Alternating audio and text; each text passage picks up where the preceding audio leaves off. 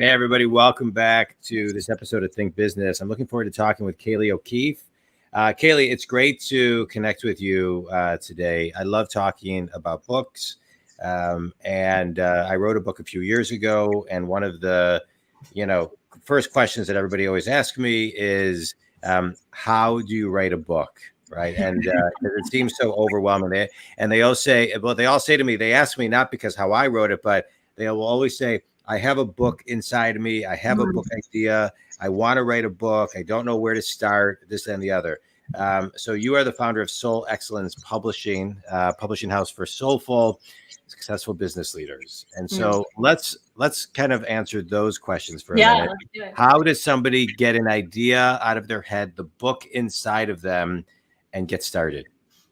Such a good question. And I'll answer by sharing my story. And the reason I built this company is because I think, like a lot of your listeners, so many of us believe that there's a book inside of us. And then we look at our schedule, we look at our lives, we think about what it may take. And we're like, I'm just going to wait until retirement for that. And I'll just live my life and jot down my stories as we go. Yeah. And I had the opportunity when I made the decision to leave corporate, to leave tech. I knew I wanted to think bigger about what was in store for my life, that I had the opportunity to write one chapter in a book with other authors.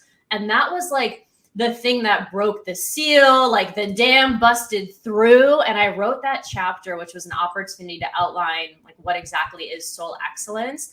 And it's what put me on this path to build this company. And so I now work with leaders, and we do one of two things and say, okay, there's a book inside of you. Let's get a chapter out of you right now, like 2 months with a group of people, write it, edit it, we'll publish it out into the world. And so I'll set themes, call them in. And then usually what happens is once someone does that, it's like they've been through an accelerated version of the experience and have built the confidence and the clarity to say, okay, like I can do the whole book thing now. So that's the way I built the company. It's what I advise people is like, write something, publish something, and then we'll guide you through what it takes to just do that a few more times. Let's talk about that for a second, because I wrote a book. It's called The Think Big Movement. It's downloadable for free on my website. And I'm in the process of writing another series of books. And my grammar's horrible. I write in multiple persons. And I say that because I love to write, but behind every good writer is a great / better / exceptional editor. And so I just want to kind of put that out there, because I think that's the key to writing a book, having great editors. And so can you kind of talk about that for all the people who say, I don't know grammar, I don't know proper, I don't know this, I don't know format, I don't know this. It's okay. You need a good editor. Yes. You need to be not an author, but a storyteller and someone who has a vision. Like that's really what it takes to write a book in this moment. And so, over this past year, we've worked with 70 executives to write chapters, and we're working with a smaller group on their full books right now. And none of them are authors. Like they have full-time jobs as SVPs of strategy, of CEOs of their own company, of working for Microsoft, working for IBM. Like this is not their forte.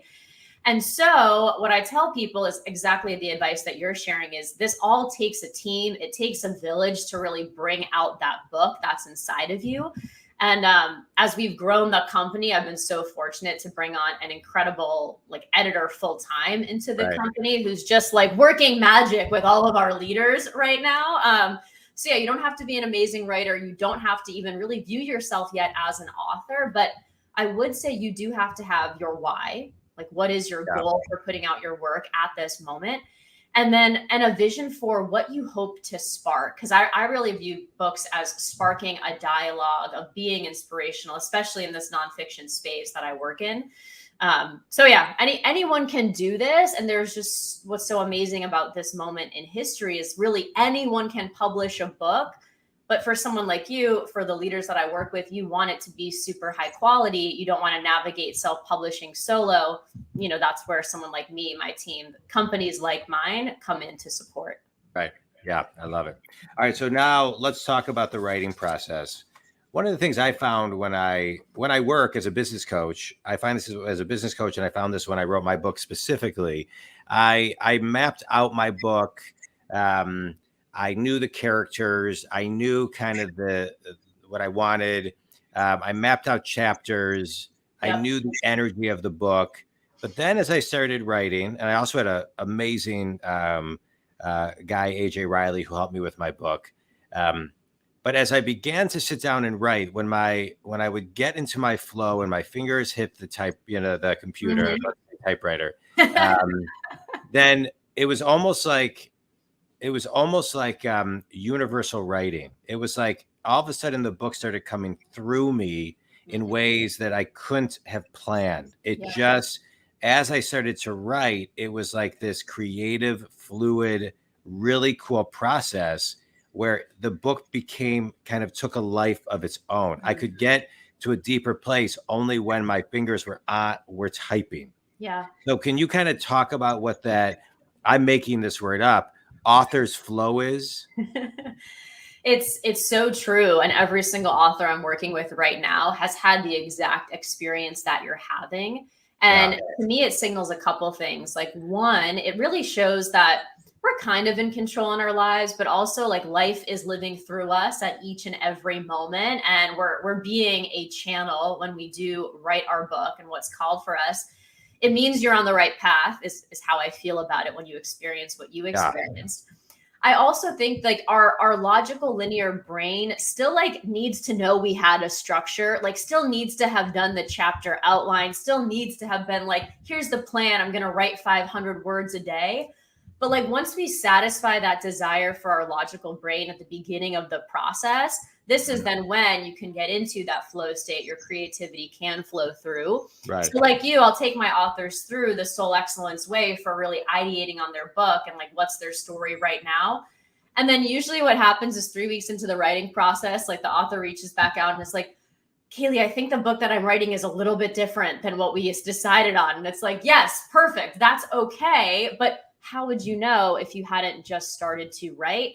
And the structure gives us a kind of the motivation and the container in which to do that. Yeah. How do you encourage your writers to trust it? Because I wrote a book a few years ago. I've wanted to write my second book, and then COVID hit. It was kind of weird.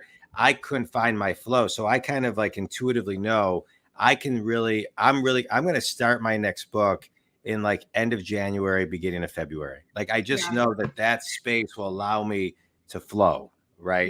Yeah. And so talk about how you encourage your authors to kind of find their flow and trust like what's coming through them versus controlling that fully. It's such a good question. So there's a few things that happen. One, on the upfront, I think just by virtue of the name of the company, Soul Excellence Publishing, by virtue of how I meet our authors who are through these collaborative book projects, and they're people that are called to the themes that I want to talk about. So leading through the pandemic, unconventional wisdom from heartfelt leaders, or significant women, leaders reveal what matters most. Like there's a vibe to the company, and that tends to attract people, from my experience so far, that are very self-assured, trusting, faithful, like kind of have that sense of like, I know where I'm headed, but I'm also open to possibilities. So that's a huge plus of just the type of leaders that I get to work with. And then the actual mechanics of the process, a lot of it is a push and pull, where I do find leaders, it's like they start writing their book, and when the fear comes up, how it shows up is in procrastination, is saying, you know what, maybe next year would be a better time for me. Like all of the things start bubbling to the surface. And that's where I get to have a conversation with our authors and really peel back, like, what is it that's really worrying them, that they're fearing? And usually in a conversation like that, and I work a lot with the virtues, but I just find, these are the universal character traits that connect us all across cultures. Usually we're able to tap into a virtue that gets them over that hurdle. And it's like, okay, wait, right? Like that was fear, that was ego, that was anxiety. Like, let me come back into this bigger purpose that actually isn't about me. That's what a lot of authors will find, is this book suddenly is no longer about me. It's about the message. It's about the mission. So we go through that a few times, and I have to be a little bit of there's, I don't know a better word than accountability, but like, no, like you are going to get this done by this date because otherwise they will, especially since a lot of my leaders, they're not coaches or consultants that really view the book as that tool to share like their framework or process. Like they're still in the trenches in corporate and they want to be a thought leader. And so they often still feel like they can just kind of wait. And so I usually have to just give them that nudge of like, you can do this right now. Yeah. Yeah. I love it. I love it. And so what is the biggest obstacle that gets in people's way 30, 40, 50% into writing the book, right? Writer's block, right? Yeah. Because, right. To me, it's kind of like, I think we all have that story in us. And I agree with you. We're all storytellers. I see it as a business coach. I work with solopreneurs to Fortune 100 companies, everything in between. And a lot of what I do is teaching people, whether it's in sales, management, leadership, how to be better storytellers. Mm-hmm. Mm-hmm. And so what does that look like, and how do you get in front of helping someone not get to the blocking moment? Yeah. Yeah, I mean, it's kind of a full body experience over here at Soul Excellence Publishing, where one of the main things that we do is short guided meditation specifically for moments of writer's block. And any of this is just designed to release, to get out of the head, back into the body, back into the sensory experience of being in the world. And then what I often do for leaders is say, you know what, maybe don't write about your book today. Like just go out in the world on a 10-minute walk, observe everything that you can, come back and just write a story about that. Like still stay in that habit of writing. And then you'll find it's easier to just observe the world and really get into the colors, the senses, the sounds of it. Yeah. And that usually starts to bring people back to life because they're writing about things like blockchain, like the future of medicine, like the future of conscious leadership that can be very heady things. And so I'm usually always tasked with bringing them back into like the physical world and have them step out of the fear that the mind can create and says like, yeah, no, don't continue on this journey. It's too hard right now. Yeah. Yeah. It's well said. It's well said. Let's talk about the people who feel like they're not willing to tell pieces of their story. Because I think part of storytelling is incorporating your story. Yep. I wrote a business book as a parable, the Think Big Movement. But a lot is my story, but through a parable, right? Yeah. The next books I'm writing are going to be a series of business books, but I'll be using real life examples of me versus like through the character's eyes of a parable. But I think it's important to put yourself in the book, right? In a way that's not so much egotistical, but points as your own story, your own vulnerability, your own insecurities, your own triumphant moments, right? Yeah. And so can you kind of talk about that element of writing? Yeah, I mean, I really work with, I feel like a leader has to just be wherever they're at. So I've worked with some leaders who they've written a book similar to yours, like a fictional business book, heavily influenced by their story. And for them, that's where they needed to start in order to express out into the world. And then sure enough, like gets a little more comfortable, is writing a chapter in a book just about their story. And then their next book is going to be this mixture of a specific topic alongside the personal growth and transformation journey. Right. So I feel like for leaders, like what's kind of fun about writing and this creative process is there are so many ways to do it. We're working with solo authors that are definitely more comfortable with being vulnerable and kind of at the center of their story and are okay with that. But you can start anywhere. You can go the fiction route. You can go the parable route. You can just share anecdotes that you've witnessed and experienced. And so you're kind of the eye and the observer for your reader. And then there are some people who, a little bit more like my profile who like have kept diaries since they were like 5 years old and are just comfortable with sharing at that level. Yeah. And everything works because, people consume information. They want to hear things in different ways too. So no matter what way it feels good, it will connect. Yeah. So let's talk about this. You work with people on self-publishing.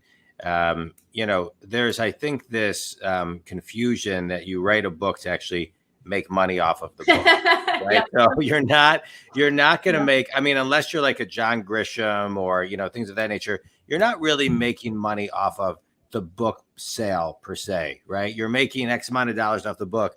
But for me, and I can say this, I've made a tremendous amount of money. I've had tremendous opportunities because I have a book. It opens up doors. To me, it is the best business card that you can have, right? It's the best. And so I've made money on keynotes and coaching and trainings because people read my book and then hire me. But on the book, I make $1, right? That's why, or give or take, but that's why I give away my book for free now. Yeah. So what I love about self-publishing, right? So I worked with a publisher my first book, and then my next books are all going to be self-published because I want control over my book. I want to be able to give it away for free and do whatever I want because, which I do, you can download my book at johndwoskin.com because I give it away for free because I'm not making money on it anyway. I want to distribute it as much as I can. Yep. Right. And so can you talk about how you make money on a book? Because that seems to get something that people are hung up on. They are, yeah. And I mean, so much has changed in the publishing industry. You do have your still traditional publishing world. And to be in that world, you need to already have a list of, 300,000 people. You need to already be a well-known name. And in those cases, you might get an advance for a book and you might make some money on your book. For everyone else, there is this amazing world of self-publishing, but you really have to do it with a goal in mind. And that is to grow your business, to become someone who has the experience, to maybe shift your own career trajectory by writing a book. So getting really clear on what is it that this book is a vehicle for? Here's where I am today. Where can this book take me? Right. And the way that I've structured this company is we work with authors so that we are basically a self-publishing, I call it a hybrid agency, helping everyone to navigate the cover design process, the upload process, the distribution process. But the authors keep all of the royalties and, more importantly, as you're saying, all of the rights to the book to do whatever they want with it, because how you want to use it may change if you want to update it. And that's where traditional publishing also lags behind. It's you're on their timeline. You're in their queue, you're behind all their other authors. So you make money off of everything that you described. And for a company like mine, we make money off of a fee to help support clients to get their book out into the world. And I get to meet incredible people, build my network, and grow alongside everyone too. I love it. And let's talk about how the world has changed. I mean, I don't think you need a publisher today to be legit, to show that you are real.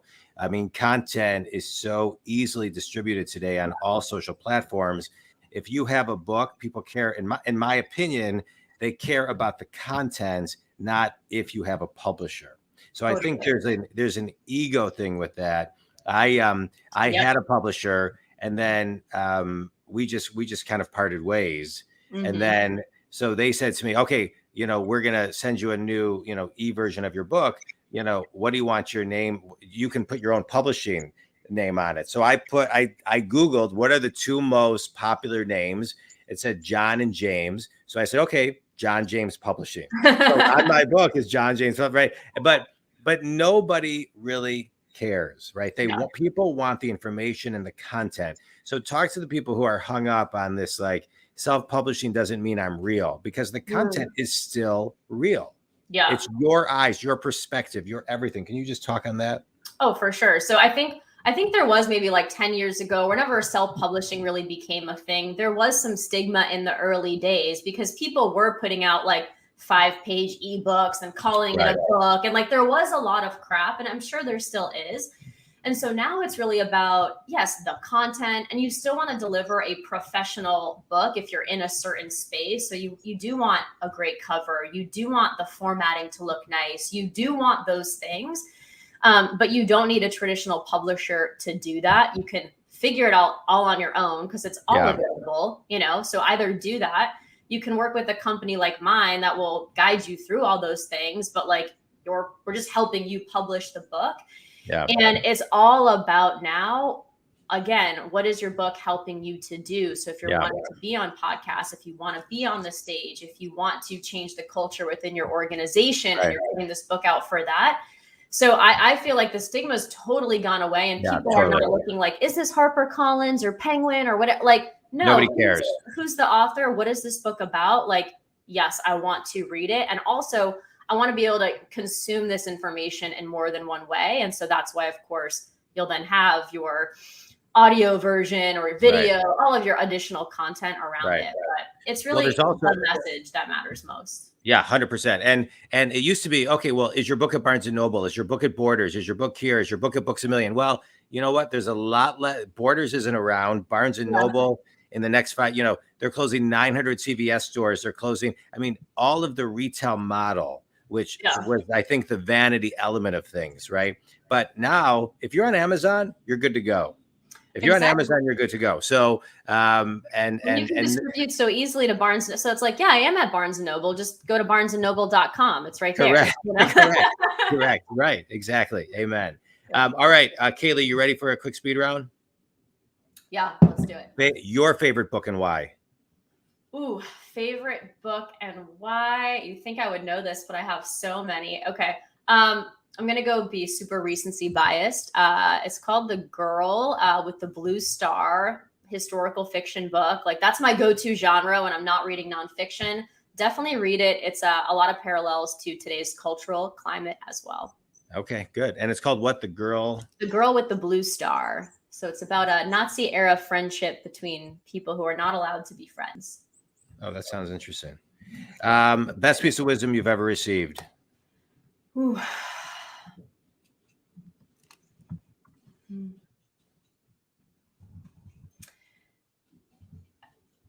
I think it's as simple as stand for something and stay true to your inner wisdom. So I've been receiving that and being reminded of that a lot lately. Yeah. All right, good. That's good. Who wrote the book that you talked about? Oh, I totally forget her name. Is it the woman with the blue star or the girl with the blue star? Let's see. I literally just read it. I think it's Pam Jenoff. Yeah, Pam Jenoff. So is it the woman with the blue star? Yes. Okay. All right. Okay. Good. Okay. Yeah. They're definitely young in the book. Yeah. So. All right. Yeah. All right. Good. Finish this sentence. The first thing everybody needs to do right now who wants to write a book but has been procrastinating is? Write one sentence about how this book will change your life in 2 years. I love it. That's a great one. Tell everybody who your ideal clients are, how they can connect with you, all your contact information. Yeah, we work with high performing, high integrity leaders in corporate or owners of their own business. So we're typically working with VPs and above at large organizations or CEOs of their own companies. And we help them either write their book or just publish their book. And you can find us at soulexcellencepublishing.com. And we're mostly working with leaders who really believe that they're here to shift the future. And they're looking around at the cultural institutions, the way companies run, universities run, the government runs, and they're like, actually, there's a better way. And so we're creating a parallel universe over here, putting out really amazing work by leaders in business who really align to that mission. I love it. Kayleigh O'Keefe, founder of Soul Excellent Publishing. A pleasure talking with you. I appreciate what you're doing to raise and shift consciousness, not only for readers, but also for leaders. Think community. If Kayleigh can help you write that book that's been inside of you, give them your website one more time and contact information, Kayleigh. Yeah, soulexcellencepublishing.com or reach out to me on LinkedIn. Do it. You'll love it. I can tell you writing a book has been one of the most therapeutic things I ever did. I can't wait to get back into the zone of writing again. And I'm looking forward to it. Kayleigh, a pleasure having you on the show. Thanks so much. Thank you so much, John. It's been real fun.